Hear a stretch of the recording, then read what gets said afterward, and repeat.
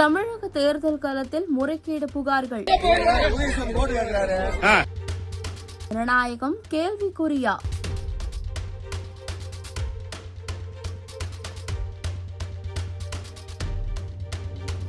இந்திய தேர்தல் ஆணையம் போலி வாக்காளர்களை நீக்கவும் முகவரி மாற்றியவர்களை கண்டறியவும் SIR முறையை செயல்படுத்தியது. தமிழகத்தில் மட்டும் சுமார் 74 லட்சத்திற்கும் அதிகமான பெயர்கள் இந்த பட்டியலில் இருந்து நீக்கப்பட்டுள்ளதாக தகவல்கள் வெளியாகின. அதிகாரிகள் நேரில் வராமல் அலுவலகத்தில் அமர்ந்து கொண்டே பட்டியலை திருத்தியதாக பொதுமக்கள் குற்றம் சாட்டுகின்றனர். பல ஆண்டுகளாக வாக்களித்து வந்த மூத்த குடிமக்கள் மற்றும் முதல் முறை வாக்களிக்க காத்திருக்கும் இளைஞர்களின் பெயர்களும் விடுபட்டுள்ளன. வாக்காளரின் பட்டியலில் பெயர் விடுபட்டவர்கள் உடனடியாக ஆன்லைன் மூலமாகவோ அல்லது தேர்தல் அலுவலகத்தையோ அணுகி மீண்டும் விண்ணப்பிக்குமாறு அறிவுறுத்தப்பட்டுள்ளனர். இதையடுத்து தமிழகத்தில் நடைபெற்ற வாக்குப்பதிவில் பல்வேறு இடங்களில் முறைகேடு புகார்கள் எழுந்துள்ளது. மதுரை, திருச்சி, கோயம்புத்தூர், நீலகிரி, சென்னையில் ஆழ்வார்பேட்டை, வேலுச்சேரி, மதுரைவாயில் உள்ளிட்ட முக்கிய நகரங்களில் பல்வேறு வாக்குச்சாவடிகளில் தங்களது வாக்கை செலுத்த வந்த வாக்காளர்களுக்கு பேரதிர்ச்சி காத்திருந்தது. வாக்காளர் பட்டியலில் பெயர் இருந்தும் அவர்கள் வாக்குச்சாவடிக்கு வருவதற்கு முன்பே வாக்கு செலுத்தப்பட்டுவிட்டது என அதிகாரிகள் கூறியதில் பரபரப்பு நிலவியுள்ளது. நேர்மையாக வரிசையில் நின்று வாக்களிக்க வந்தோம்,